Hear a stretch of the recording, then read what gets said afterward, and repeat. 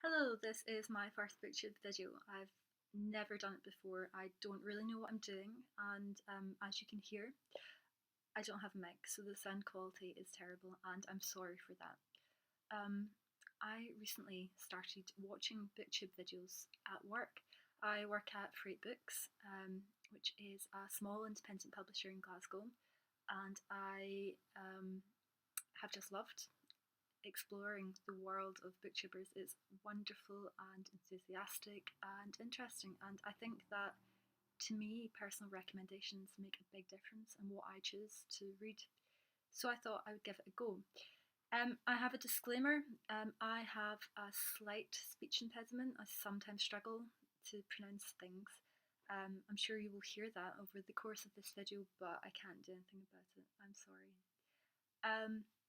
Today I went shopping. Oh, I thought I would start off with a book haul video because it seems that that's quite a common thing to do on BookTube, is to show a book haul. We all like shopping for books, don't we? Today I went to Lookingglass Books in Edinburgh. Now Lookingglass is a wonderful bookshop. It's beautiful. It's very well laid out. It seems to reflect my personal tastes very well, which is great. I love that in a bookshop, and it's just lovely. I went there for a specific purpose though. Recently I was talking to Gillian Robertson of Lookingglass Books at a Publishing Scotland reception at the Edinburgh Book Festival, and she told me about this book that she loved so much that when she reached the very last page she started again from the very beginning, and that seems very rare in a book. I've certainly never done that, I don't think.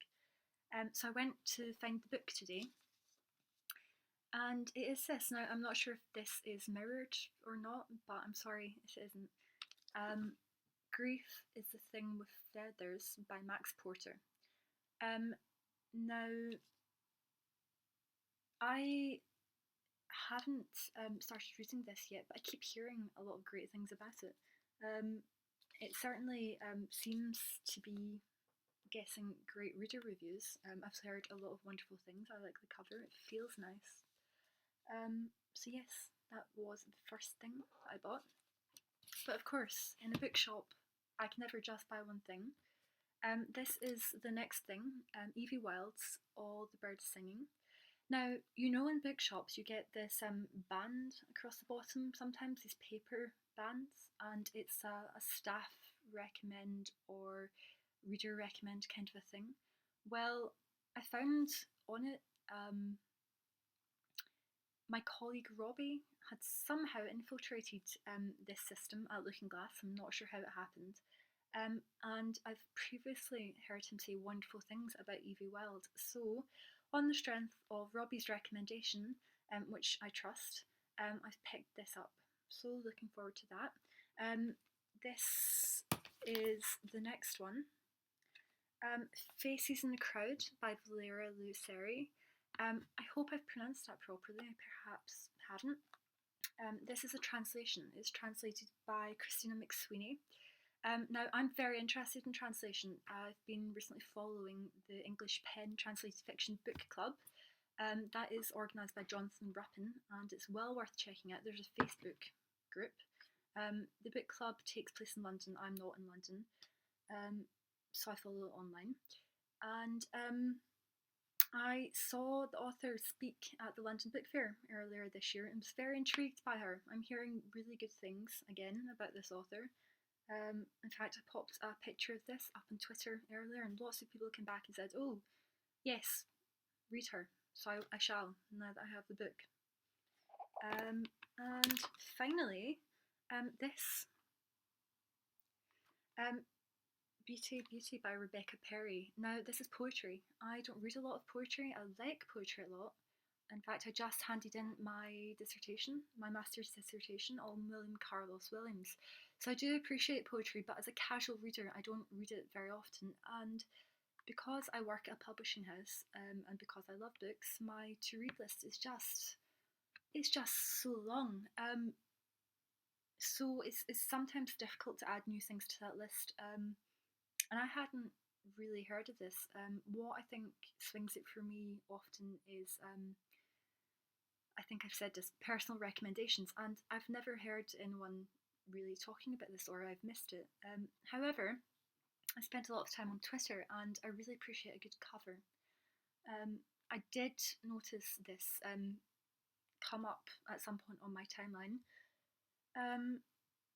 So I picked it up today, had a look through it, really like what I'm seeing inside, so I'm looking forward to reading a little bit of poetry. So there we go, that's what I bought today. I have recently started writing a book column as well. I'm not sure videos for me, I haven't decided yet. I may decide not to put this up at all.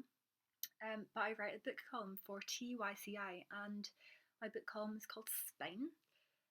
What you will find in it, if you decide to go and have a look, is a lot of translated fiction and read women recommendations. Now, I don't know if you know the Read Women Twitter stream, but essentially it is as it sounds. It's a way to encourage us all to make sure that our reading lists are balanced.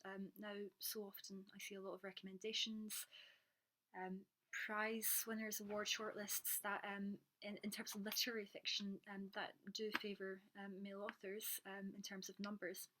So I'm trying to even out a little bit and pay attention to that.